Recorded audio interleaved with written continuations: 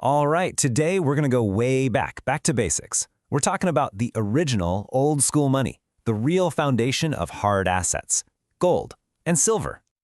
And Mark, when you say old school, you're not kidding. I mean, these things have a track record of holding their value that stretches back, get this, 5,000 years.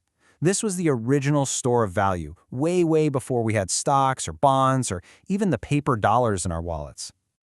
It's the ultimate insurance policy, Mark. It's a kind of financial security that people have trusted for centuries. I mean, think about it, long before any of the financial systems we rely on today even existed. Right. So, what's the secret sauce? How did they last this long? Why do these hard assets still matter after thousands of years? Well, it really all boils down to one super powerful idea: preserving your purchasing power. And this is really the heart of the matter right here. A lot of people ask, hey, does gold grow like a tech stock? But that's kind of the wrong way to look at it. See, their main job isn't explosive growth. It's to protect what your money can actually buy, to hold its value over the long haul. Okay, and this slide just illustrates that point perfectly. Think about it. A $100 bill from 1920, today it's a collector's item, a piece of paper. But what about an ounce of gold from back then? Well, today, that same ounce of gold can still buy you a really nice high-end suit. Its purchasing power has stayed incredibly stable. All right, so let's dig into each one, starting with gold. I like to call this one Steady Eddie. It's really the anchor of your portfolio. It's the sleep well at night fund. And it's not hard to see why, right? This is the stuff that central banks and billionaires stack up. And you got to ask why. Well, for them, the goal isn't always about getting rich, it's about staying rich. Gold is dense, it's stable, and it's the ultimate anchor when financial storms start brewing. Okay, so if gold is that steady, reliable older brother, then silver is the wilder, much more unpredictable one. In fact, some traders even call it the devil's metal. And they call it that for a reason. Its price swings can be absolutely insane. And this chart here gives you a really simple visual of what we're talking about. If you look back, silver's price moves are often a multiple of gold's. So for example, if gold moves up, say 1%, it's not at all unusual to see silver jump 3%.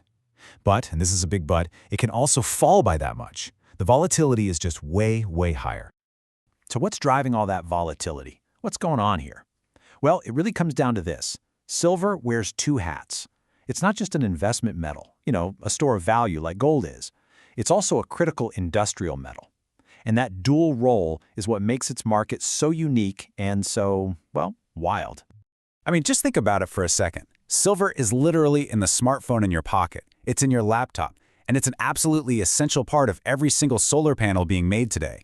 So you can imagine, when the global economy is firing on all cylinders and hungry for new tech, that industrial demand for silver can just go through the roof. Okay, so let's put them head to head. A tale of two metals. We've kind of talked about their personalities, right? Now, let's really break down the key differences so you can start to see which one might be a better fit for you. So this table pretty much lays it all out, nice and clean. On one side, you've got gold.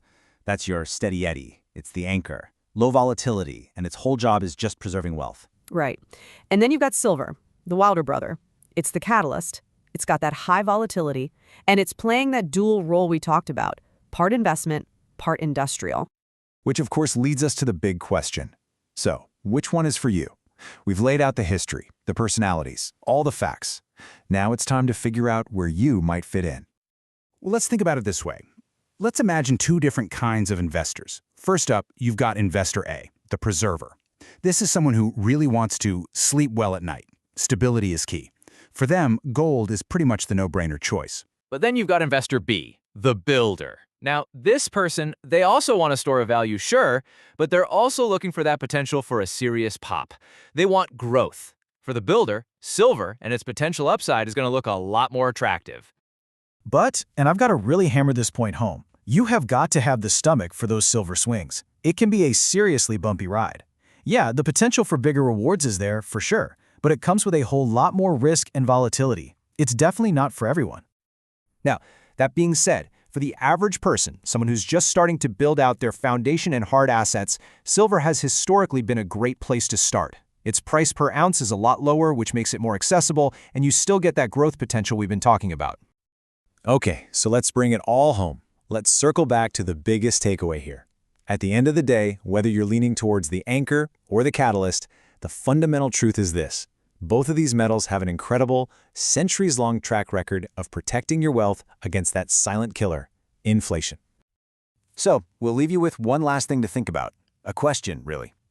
Take a hard look at your own portfolio, your own financial foundation, and ask yourself, is it built to last? Not just for the next 5 years, but for the next 50.